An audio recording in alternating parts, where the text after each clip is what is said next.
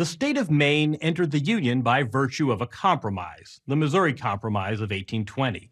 Since then, Maine has been a pocket of political moderation and political flexibility, swinging left to right and back again. In November's election, Maine was peak Maine, the only U.S. state to vote for a president from one party while electing a senator from another. At a time when polarized doesn't paint the depth of division in the country, we looked north and consulted Maine's deceptively powerful Senator Angus King, a registered independent beholden to neither major party and at age 76 holding no ambition of higher office.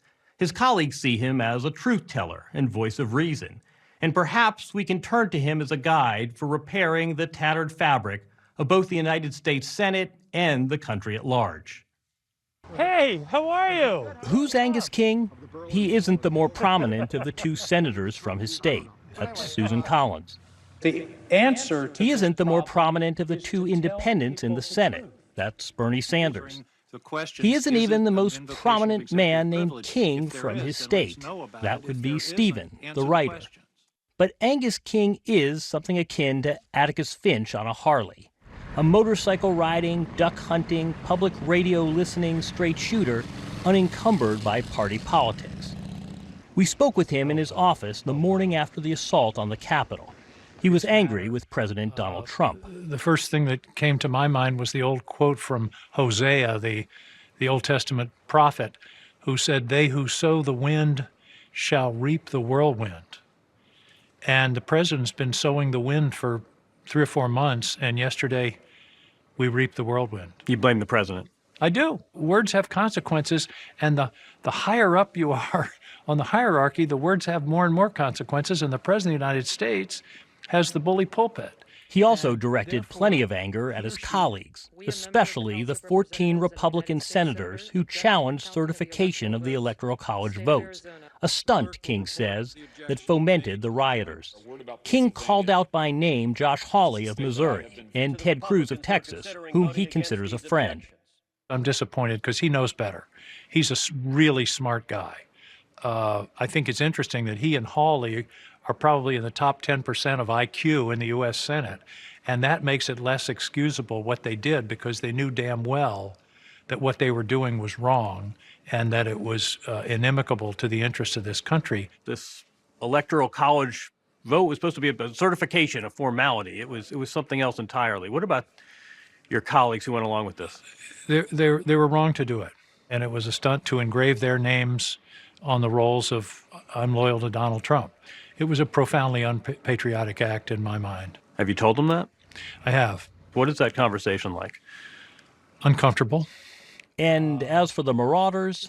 I don't sympathize, I don't support, I don't approve, I don't authorize what they did, but I understand it because they had been told by the president, by the media that they listened to, by talk radio, for months, going back before the election, that the whole thing was illegitimate. They couldn't trust the courts, they couldn't trust the Congress, they couldn't trust the media.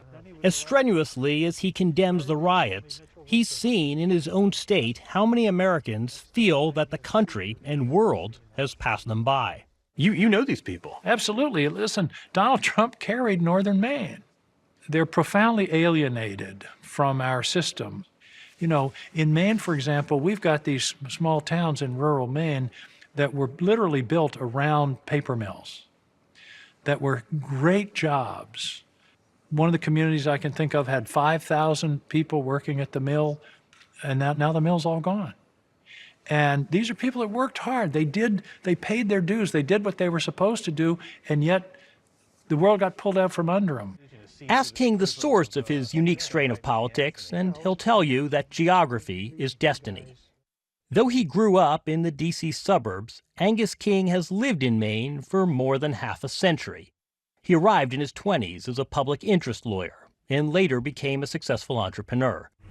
Beyond the lobster and lighthouses, he found appeal in Maine's ethos. During the Christmas recess, we ventured to America's upper right-hand corner and visited him in his hometown of Brunswick. Aren't these great old houses? Yeah, look at this. You said Maine is like a big, small town. What do you mean by that? if you're from Maine and you stop on the New Jersey Turnpike for gas and the car next to you has a Maine plate on it, I guarantee within 30 seconds you can establish someone you know in common. Where are you from? Waterville. No Joe Jabber? He's my cousin. I mean, that's the way Maine is. People know each other, and there's still a sense of community and caring about each other. What do you attribute that to? A little bit of geographic isolation, for one thing. If you're in a small town and if you're in a business, repeat business is all there is. You've got to, as we say up here, use people right, or they're not going to come back. That engenders a sense of community and relationship and sort of reciprocity of goodwill. King made his fortune when he sold his energy consulting business in the 1990s. He figured he'd finally throttle back and put some miles on his Harley, which he uses to this day to cruise the state, visiting constituents. I found you can learn from anybody. I spent a lot of time on a motorcycle, and with a lot of guys and women, who have different views than I do. I was with a whole bunch of different people, and by the way, they told me, one of them said, Angus, you're always going to be a rider. You'll never be a biker. Even though I had the leather jacket. Restless, in 1994, he put up his own money to run for governor of the state, a long shot in a field of 13 candidates. Right. That's when King, a lifelong Democrat, made a decision to run as an independent. I didn't feel comfortable with the Democrats on the taxation regulation side. I didn't feel comfortable with the Republicans on the social issue side, on the abortion and those kinds of things. So I said, hell, I think I'm going to take a path up the middle. Been an independent ever since. Yes, sir. I used to say I have no automatic friends in the legislature, but I also don't have enemies. I have 186 skeptics. In his first race, and in an ironic twist, he beat Susan Collins, now his fellow senator. After 2 terms as governor of Maine, he figured again it was time to retire. But in 2012, Maine's Olympia Snow abruptly left the U.S. Senate, frustrated with the griping and gridlock. King made a bid for her seat, and despite overtures from both parties, remained an independent. What does being an independent enable you to do that you wouldn't be able to do if you had to affiliate with a party? Well, it sort of liberates you because you don't have to do what the party says. You don't have to worry about the party's major contributors being mad at you. It's a luxury in that sense. You've staked out your ground. Yeah, and I just try to look for common sense solutions and what'll work. That's what I'm interested in rather than ideology. In Washington, King caucuses with the Democrats, but a 2019 GovTrack ranking has him as the 42nd most liberal or 58th most conservative senator. And as an independent, he's able to avoid the devil's deals that come with party politics. I've heard this described almost as a locker room in sports, where you're told you can't give the other side a victory. That's right. It's a pep rally. What's the impact of that? Well, the impact is to divide us into distrustful armed camps where everything is a zero-sum game. We win and they lose, or vice versa. As long as the Senate is 50-50 and we have this knife's edge, do you think there's pressure of, hey, King, pick a party already? Do you think you're going to have pressure to have an RRD next to your name? I don't think so. No, because when I first came down here and talked to Harry Reid, who was then the Democratic leader, I said, look, I'll vote with you on organizing the Senate, but I'm going to make my own calls on other issues, and you got to leave me alone. And he said, don't worry, we will. And in fact, in 4 years, Harry Reid only asked me for 2 votes. One, I was going to vote with him anyway, and the other, I said no. Now, I got to be honest, because my Republican friends are watching this, and they're going to say, he's really a Democrat, come on. What do you say to that? What I say to it is that the Republicans haven't given me much to vote for lately. King has stopped flying since the pandemic. Instead, he drives the 9 hours between D.C. and Maine, where his wife Mary lives and works, as do 3 of his 5 kids. When he returns to Washington on January 20th after this recess, it may barely look recognizable. New president, and after last week's Georgia runoff, new party controlling the Senate. Does a unified government, same party, House, Senate, White House, does that help or hinder this healing we've been talking about? If the Democrats had 60 and could literally pass whatever they wanted, that would be an entirely different situation. It's still going to require a bipartisan work. And I'll tell you who the real winners are people like Susan Collins and Lisa Murkowski, I hope myself, Joe Manchin. Why? Because we're in the middle and can have an influence in both directions. You're a football fan? Yes, sir.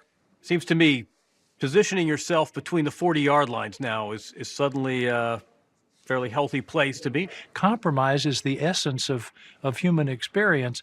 And by the way, the Constitution itself is full of compromises. The U.S. Senate was a product of a compromise.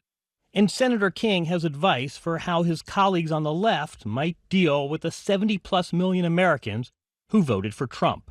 There's a term I've always liked called eloquent listening. They have to be listened to, and we have to try to understand what's going on. It's cultural and somewhat economic. I mean, it's a very complicated matter, but we can't just dismiss it. Are you concerned that some of your colleagues on the left are going to govern with an element of retribution? That crassly, karma is a you-know-what, and after 4 years of a president they've reviled, and of Republican senators they think have been enabling, and an assault on your place of work this week, that this pendulum's going to whip back in the other direction? You can't just say, no harm, no foul, and pretend nothing ever happened. On the other hand, to be motivated by retribution or some element of vengeance or something, I don't think that's productive. How do you thread that needle? You don't want people to feel unheard, but you also don't want to give credence to what isn't factually true. Objective truth has to matter. It does, and I think you just got to try. But cramming things down their throat isn't certainly going to help. How do we import these qualities of Maine, of placid and measured and reasonable Maine? How do we import that to Washington, D.C.? I think those qualities exist all over America, but in many parts of America, and we just have to try to ring the bell of common sense.